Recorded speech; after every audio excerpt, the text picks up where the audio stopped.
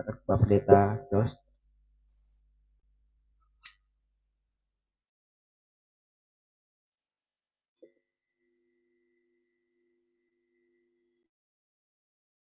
Kak Jeff, ada suaranya apa aku yang nggak bisa dengar ya?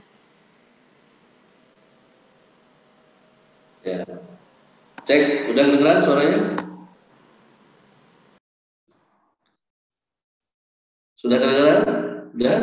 Oke. Mari kita doa. Kami bersyukur buat kesempatan ini. Tuhan berperkara atas kami melalui kebenaran-Mu. Kami tahu Tuhan yang mengadakan semua yang baik dalam hidup kami dan kami sadari itu. Oleh karena itu Tuhan, gak ada alasan untuk kami tidak bersyukur. Dan untuk itu juga Roh Tuhan yang sudah menguasai hamba-Mu untuk setiap hal yang mau disampaikan pada kesempatan ini. Roh-Mu memampukan kami menangkap pesan-Mu secara utuh, dan Roh-Mu memampukan kami juga untuk mengerti dan melakukannya. Di dalam nama Yesus Kristus Tuhan kami doa. Amin. Shalom. Saya dari tadi itu lagi, karena ini baru habis install ulang, jadi harusnya pakai mic enak. Cuman nih saya mau colok tapi saya mau cek dulu nih. Bisa dengar nggak nih jadi?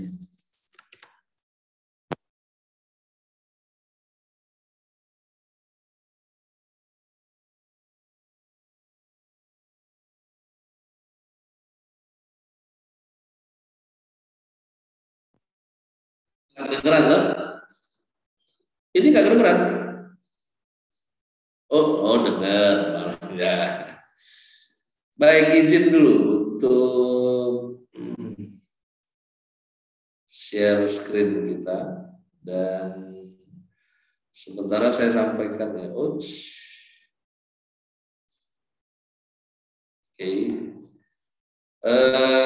Mohon dibantu apabila dalam perjalanannya tiba-tiba suaranya off dan lain sebagainya, karena kalau notice di chat saya pasti nggak perhatikan, saya hanya lihat, saya hanya dengar suara aja jadinya. Jadi tolong beritahu kalau sampai ada yang skip suaranya dan lain sebagainya. Baik, shalom buat kita semua. Senang bisa ketemu lagi, dan pada kesempatan ini saya mau sampaikan pesan Tuhan tentang jangan melupakan Tuhan. Ulangan pasalnya yang ke-6 ayat 10 sampai dengan ayat yang ke-15, di sana tertulis demikian. Maka apabila Tuhan Allahmu telah membawa engkau masuk ke negeri yang dijanjikannya dengan sumpah kepada nenek moyangmu, yakni Abraham, Ishak, dan Yakub, untuk memberikan kepadamu kota-kota yang besar, yang baik, yang tidak kau dirikan, rumah-rumah penuh berisi berbagai-bagai barang baik yang tidak kau isi, sumur-sumur yang tidak kau gali, kebun-kebun anggur dan kebun-kebun zaitun yang tidak kau tanami. Dan apabila engkau sudah makan dan menjadi kenyang, maka berhati-hatilah supaya jangan engkau melupakan Tuhan yang telah membawa kamu keluar dari tanah Mesir, dari rumah perbudakan. Engkau harus takut akan Tuhan Allahmu, kepada Dia haruslah kau beribadah, dan demi namanya haruslah kau bersumpah. Janganlah kamu mengikuti Allah lain dari antara Allah bangsa-bangsa sekelilingmu, sebab Tuhan Allahmu adalah Allah yang cemburu di tengah-tengahmu, supaya jangan bangkit murka Tuhan Allahmu terhadap engkau, sehingga Ia memunahkan engkau dari muka bumi.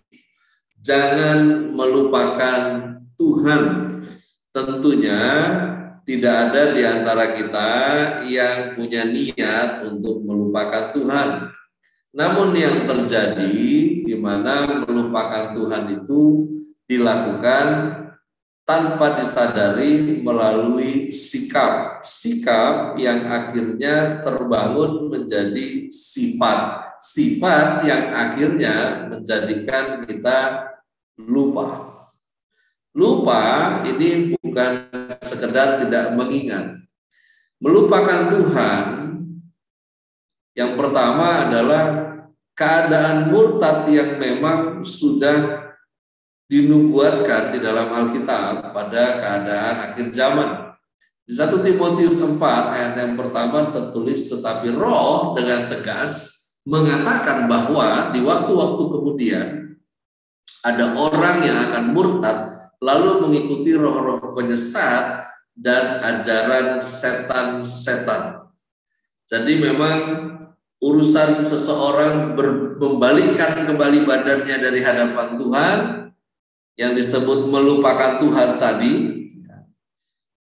awalnya tidak niat, tetapi memang sesungguhnya ada keadaan-keadaan yang disebut masa sukar di akhir zaman yang kemudian menjadikan orang-orang berbalik dari ingatannya kepada Tuhan. Jadi melupakan Tuhan yang pertama adalah keadaan murtad yang terjadi di akhir zaman sudah dinubuatkan dalam Alkitab. Nah, yang berikutnya melupakan Tuhan adalah sikap di mana orang itu senang dengar firman tetapi tidak melakukannya. Lukas 6 ayat 13 tertulis, yang jatuh di tanah yang berbatu-batu itu ialah orang yang setelah mendengar firman itu menerimanya dengan gembira, tetapi mereka tidak berakar. Mereka percaya sebentar saja dan dalam masa pencobaan mereka murtad. Ini yang kedua, orang yang senang dengar firman tetapi tidak melakukannya. Makanya percayanya hanya sebentar saja. Dan inilah sikap yang disebut melupakan Tuhan. Karena dia senang mendengar, tapi dia tidak suka berproses sehingga tidak berakar. Dengan demikian masuk di dalam apa yang disebut melupakan Tuhan. Makanya jangan jadi orang percaya yang senang nyanyi, senang doa, tapi nggak suka firman. Saya seringkali menyaksikan ketika puji-pujian hebohnya setengah mati, tapi ketika gilirannya dengerin firman ada aja cengkureknya, ya. Yang gatal lah kepalanya, gatal lah kakinya, yang bolak-baliklah ke toilet, ya macam-macam. Ya. Tampilan di ibadah tatap muka tuh kadang aneh-aneh gitu, yang begitu terjadi ketika sesi firman harus disampaikan. Ya, jadi pastinya kalau kamu ngaku suka Tuhan tapi kamu nggak suka firman, itu tanda-tanda tidak waras. Nah, yang berikutnya melupakan Tuhan adalah di mana orang-orang yang hidup dengan pikirannya sendiri, dengan nilai-nilai kehidupannya sendiri, namun mengaku percaya Tuhan. Di dalam Amsal 14 ayat 14, orang yang Maaf Pak Ferdi, kita nggak bisa lihat slide-nya ganti ya? Nggak kelihatan tulisannya. Oh, oke. Masih di slide pertama nih, yang berikutnya nggak ganti. Apa di sana Coba saya stop share ya. Ini saya share kembali. Ini kelihatan? Kelihatan. Coba diganti Pak ke berikutnya. Sebentar, jadi saya masuk ke slideshow-nya dulu. Ini kelihatan? Belum slideshow, masih yang di itu. Belum masuk slideshow. Berarti kalau di ini nggak bisa ya, kalau di upsize nggak bisa ya? Kalau kecil bisa? Kecil bisa, cuma slide berikutnya nggak kelihatan, masih slide pertama aja. Stuck di slide pertama. Jadi slide kedua bisa? Nah, ini bisa. Harus diklik manual berarti. Bisa. Sekarang udah bisa Pak. Nah, enak nih kalau manual sebetulnya, tapi nggak apa-apa. Kita lanjut ya. Baik, terima kasih. Ya. Nah, melupakan Tuhan adalah mereka yang memenuhi dirinya dengan pikiran dan filosofinya sendiri. 1 Timotius ya. Saya buka di Amsal 14 terlebih dahulu. Di sana orang yang murtad hatinya menjadi kenyang dengan jalannya, dan orang yang baik dengan apa yang ada padanya. kenyang dengan jalannya. Melupakan Tuhan adalah mereka yang hidup dengan pikirannya sendiri, dengan filosofinya sendiri. Makanya adalah tidak benar ketika Anda mengaku percaya, namun caranya berpikir masih pakai caranya sendiri. Ya, celakanya lagi masih pakai filosofinya sendiri. Karena itu tidak bisa diantara siapapun kita yang mengaku percaya tetapi masih berkeras dengan gua memang orangnya begini. Gak bisa. Karena perjalanan kita mengikut Yesus harusnya hari ke hari, kalau Anda terikat dengan Tuhan, maka seharusnya makin hari Anda dan saya makin Yesus banget. Kalau tidak demikian, maka sesungguhnya Anda sedang pura-pura percaya. Ngaku percaya tetapi punya filosofi sendiri. Saya nih sabar, tapi orang sabar kan ada batasnya. Itu gak ada ayatnya. Ya, ini dibilang kamu pakai filsafatmu sendiri. Melupakan Tuhan adalah juga memikirkan, ya, pikirin dirinya sendiri. Ya, dimana mereka yang memikirkan diri sendiri, karena dia pikir semua terjadi karena kemampuan diri sendiri. Sampai di sini dulu. Masih jalan? Saya punya teksnya. Sekarang masih Pak, masih. Siap. 1 Timotius 5 ayat 8. Tetapi jika ada seorang yang tidak memeliharakan sanak saudaranya, apalagi seisi rumahnya, orang itu murtad dan lebih buruk dari orang yang tidak beriman. Orang yang ingat Tuhan pasti peduli. Mereka yang melupakan Tuhan pasti menjadi egois. Karena mereka pikir apa yang ada, apa yang mereka punya, itu berasal dari diri mereka sendiri. Karena itu melupakan Tuhan lagi-lagi bukan karena niat. Memang nggak pernah ada niat awal untuk melupakan. Tapi ketika kita bersikap yang seperti ini, sesungguhnya kita sedang melupakan Tuhan. Firman mengatakan, ya nggak peduli. Kamu ngaku percaya, tapi kamu nggak peduli. Nah, yang berikutnya, melupakan Tuhan. Mereka yang mengalami kebaikan Tuhan, kemudian melupakan Tuhan. Firman berkata bahwa keadaan mereka menjadi lebih buruk dari sebelumnya. Ibrani pasalnya yang ke-6,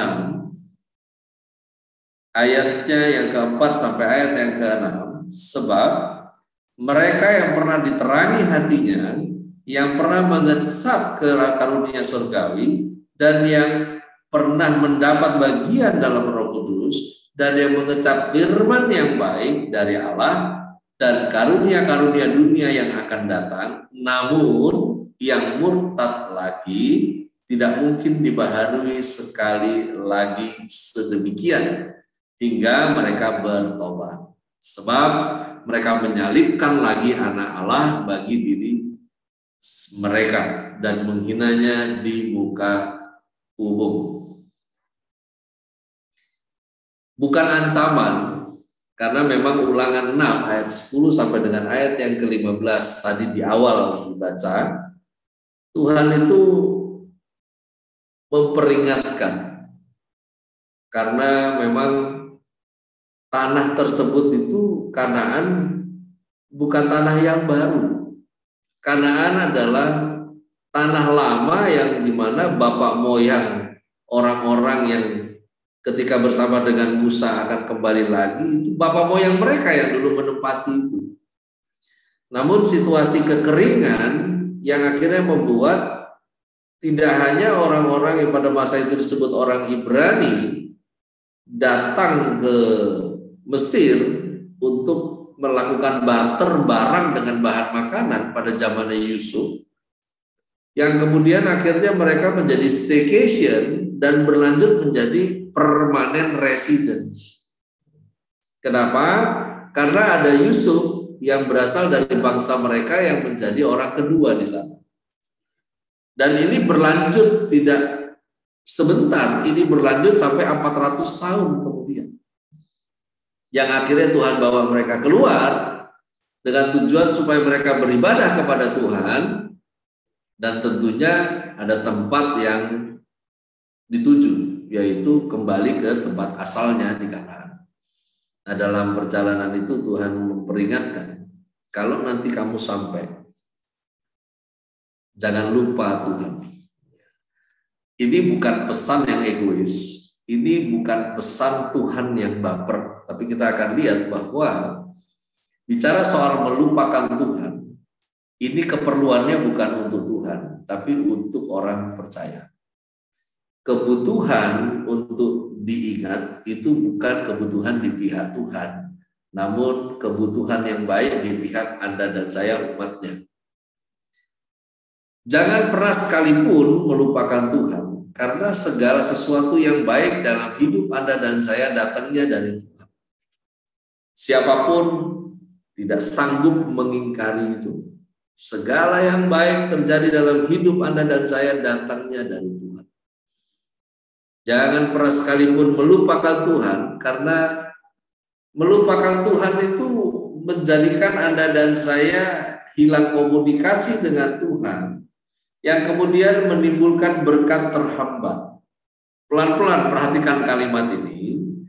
Ketika Anda dan saya tidak terhubung dengan Tuhan, tidak hanya jaringan koneksinya yang bermasalah, tetapi hubungan dengan Tuhan juga bermasalah.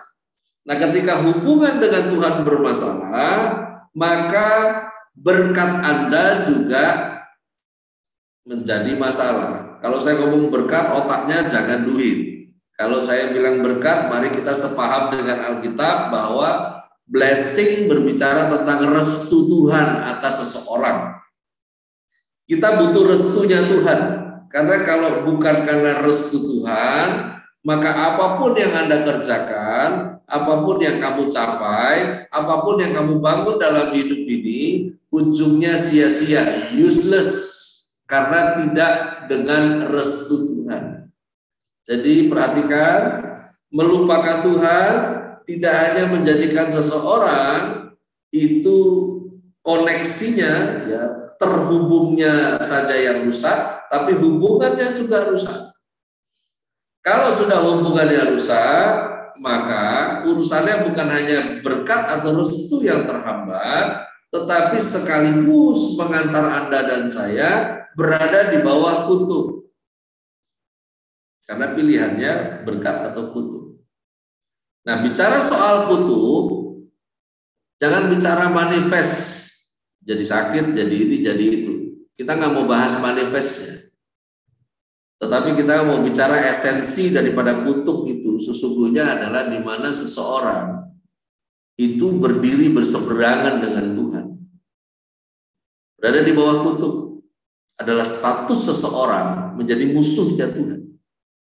Nah, siapa yang tidak bersama-sama dengan aku, Yesus berkata, ia adalah musuhku. Karena itu, tidak ada orang yang bisa mengatakan, saya ini nggak musuhan sama Tuhan, hanya saja saya tidak berpihak kepada Tuhan. Itu nggak bisa. Tidak ada gray area pada orang yang tidak berpihak pada Tuhan. Siapa yang tidak berpihak kepada Tuhan, sekaligus orang tersebut menjadi lawannya Tuhan. Nah, siapa yang menjadi lawannya Tuhan, maka orang tersebut akan hidup dalam kekalahan. Saudara, kalau Anda ada kenal teman yang musuhan dengan Tuhan dan hidupnya penuh dengan kemenangan, tolong kenalin saya mau belajar sama dia. Makanya dalam tubuh Kristus, dalam bergereja, ada istilah yang disebut dengan memenangkan jiwa. Ya, memenangkan jiwa. Memenangkan jiwa itu disebut demikian karena kan ada mereka yang hidup dalam kekalahan. Karena itu mereka mau dibantu untuk hidupnya tidak lagi penuh dengan kekalahan, tetapi hidup berkemenangan. Nah, hidup berkemenangan itu hanya didapat ketika seseorang berpihak kepada Tuhan. Kalau tidak berpihak kepada Tuhan, ya dia berseberangan dengan Tuhan. Nah, kalau dia berseberangan, ya dia bermusuhan dengan Tuhan. Kalau dia bermusuhan, ya dia melawan Tuhan. Tidak hanya dalam status, tetapi juga di dalam prakteknya. Akhirnya, orang tersebut hidup dalam kekalahan demi kekalahan. Jangan sekalipun lupakan Tuhan, karena hidup di bumi ini hanya sementara. Anda dan saya harus melanjutkan hidup di dalam kekekalan bersama dengan Tuhan. Nah, mereka yang hidup terikat dengan Tuhan, satu frekuensi terus-menerus dengan Tuhan, mereka yang pada akhirnya akan di tempat di mana Tuhan ada, mereka juga ada. Nah, berikutnya dari Ulangan 6 ayat 13 sampai 15. Engkau harus takut akan Tuhan Allahmu, kepada Dia haruslah engkau beribadah, dan demi namanya haruslah engkau bersumpah. Janganlah kamu mengikuti Allah lain dari antara Allah bangsa-bangsa sekelilingmu, sebab Tuhan Allahmu adalah Allah yang cemburu di tengah-tengahmu, supaya jangan bangkit murka Tuhan Allahmu terhadap engkau, sehingga Ia menggunakan engkau dari muka bumi. Sekali lagi, Tuhan mengatakan, memperingatkan jangan melupakan. Itu bukan karena Tuhan yang Anda dan saya sembah takut sendirian. Ya, perhatikan dan camkan ini baik-baik, bahwa Allah yang kita sembah bukan Allah yang ketika Dia alone and then Dia lonely. Dia bukan Allah yang baper.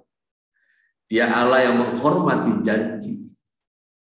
Dan setiap kita yang terikat terus-menerus dengan Tuhan, kita berada di dalam janjinya. Karena itu, Anda dan saya tidak disebut umat perasaan, tetapi umat perjanjian.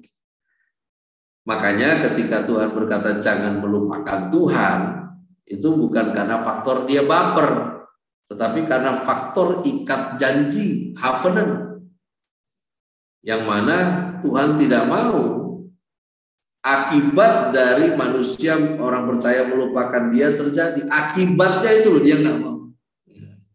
Bukan dia nggak mau sendirian, bukan karena dia takut kesepian, tidak demikian. Oleh karena itu, supaya selalu kita mengingat Tuhan, yang kita harus lakukan bukan mengingat-ingat di dalam memori, tetapi ada sikap yang ada dan saya harus terus bangun. Yang pertama adalah terus bertekun dalam sikap takut akan Tuhan. Tertulis, karena itu takutlah. Takut akan Tuhan itu memperpanjang umur. Di mana takut akan Tuhan itu tidak hanya membuat Anda dan saya happy birthday terus, tetapi takut akan Tuhan itu menjadikan Anda dan saya sadar akan Dia Tuhan yang Maha Hadir. Dia Tuhan yang memperhatikan Anda dan saya, di mana nggak ada orang yang memperhatikan kita. Itu takut akan Tuhan. Bicara takut akan Tuhan, di mana Anda dan saya disebutkan memperpanjang umur, itu begini loh. Ketika kita bangun sikap takut akan Tuhan dan kita bertekun dalam sikap itu, maka Anda akan terus berada pada perjalanan yang sampai pada kehidupan kekal. Karenanya tempat Anda dan selamanya nggak di bumi, tapi di Yerusalem baru. Dan untuk sampai di mana Tuhan ada, Anda dan saya ada, mari bertekun dalam sikap tersebut. Nah, yang kedua, sikap di mana kita beribadah hanya kepada Tuhan. Hanya kepada Tuhan. Saya mengatakan hanya kepada Tuhan. Karena Tuhan itu tidak pernah, kalau Anda cek di Alkitab, ya, Tuhan nggak pernah suruh Anda dan saya berbakti kepada orang tua. Tetapi memang ada pengajaran-pengajaran dari sebelah yang mengajarkan untuk berbakti kepada orang tua. Sementara Alkitab itu mengajarkan Anda dan saya untuk menghormati orang tua. Bukan berbakti kepada orang tua, tetapi kita ini diperintah supaya Anda dan saya itu menghormati ayah ibu. Karena itu mari beribadah hanya kepada Tuhan. Dalam beribadah ada urusan totalitas penyerahan hidup. Roma 12 ayat yang pertama dikatakan, karena itu saudara-saudara, demi kemurahan Allah aku menasihatkan kamu supaya kamu mempersembahkan tubuhmu sebagai persembahan yang hidup, yang kudus dan yang berkenan kepada Allah. Itu adalah ibadahmu yang sejati. Mati buat Tuhan itu gampang. Tapi Anda dan saya kalau mau terus terikat dengan Tuhan, pilihannya adalah memberi hidupmu kepada Tuhan. Karena bagaimana orang Kristen mati gak penting, bagaimana dia hidup buat Tuhan itu yang penting. Beribadah hanya kepada Tuhan itu totalitas penyerahan hidup, di mana apa yang Anda lakukan, bagaimana kamu melakukannya, tentunya melakukannya dengan cara-cara Tuhan. Dan sentral dari untuk apa Anda melakukannya, sentralnya adalah Tuhan. Karena itu apapun yang kau lakukan buat orang-orang yang kau kasih kepada orang tuamu, maka sentral tindakanmu adalah Tuhan. Tetapi orang-orang inilah tempat di mana Anda dan saya menyalurkan apa yang Anda lakukan sebagai ibadahmu kepada Tuhan. Yakobus 1 ayat 27 tertulis ibadah yang murni, yang tak bercacat di hadapan Allah Bapa kita, ialah mengunjungi yatim piatu dan janda-janda dalam kesusahan mereka, dan menjaga supaya dirinya sendiri tidak dicemarkan oleh dunia. Beribadah hanya kepada Tuhan, itu harus ada pemurnian oleh pengorbanan, di mana kita ini mengunjungi sesama dalam kesusahan, dan kesusahan orang-orang yang Anda dan saya bantu yang mereka nggak penting buat kamu. Itu namanya pengorbanan. Kalau kamu lakukan kepada orang yang kamu tahu kamu butuh dia juga, itu namanya bukan pengorbanan, itu namanya take and give. Demikianlah beribadah hanya kepada Allah, di mana Anda dan saya menjaga diri dalam kekudusan. Menjaga diri dalam kekudusan adalah menjaga diri dalam keberpihakanmu kepada Tuhan. Di mana sekalipun nggak ada yang berpihak kepada, sekalipun kamu sendirian berpihak kepada Tuhan, lebih baik jalan sendiri bersama dengan Tuhan daripada rame-rame tetapi kaum binasa. Karena mereka yang menjaga diri dalam kekudusan, mereka yang tetap berada pada posisi berdamai dengan Tuhan. Sikap yang terakhir, yang ketiga adalah hidup dengan ketaatan. Yohanes 14 ayat 15 tertulis, jikalau kamu mengasihi aku, kamu akan menuruti segala perintahku. Dilanjutkan di Yakobus 4 ayat 7, karena itu tunduklah kepada Allah dan lawanlah iblis, maka ia akan lari daripada. Inilah yang menjaga Anda dan saya tetap berada pada keterikatan dan frekuensi yang sama dengan Tuhan, sehingga tidak ada memori yang useless dari kehidupan Anda mengaku percaya kepada Tuhan. Bertekun dalam sikap takut akan Tuhan, beribadah hanya kepada Tuhan, dan hidup di dalam ketaatan. Siapa yang melakukan obedience, maka dia hidup dalam submission. Dan Alkitab mengatakan, if you obedience, you love me. If you submission, maka iblis pergi daripada. Hanya orang-orang yang tunduk kepada Tuhan melalui ketaatannya, hanya mereka yang mampu bertahan. Jemaat, siapa kita yang sudah melayani, yang baru percaya, yang sedang dipulihkan, perhatikan ini. Mengaku percaya harus berlanjut dengan endurance, ketahanan. Kalau Anda dan saya mengabaikan ketaatan, maka kau kehilangan ketahanan. Ketahanan itu penting, karena Anda dan saya hidup di dunia yang fana. bumi yang sedang menuju kepada kehancurannya. Kamu boleh punya planning go green, tapi already written di Alkitab bahwa bumi ini akan hancur. Dan Tuhan tidak taruh Anda dan saya ini untuk hancur bersama-sama dengan dunia yang ada. Tuhan mau di mana Dia ada, kamu dan saya juga ada di situ. Tuhan Yesus memberkati. Saya kembalikan kepada host lagi.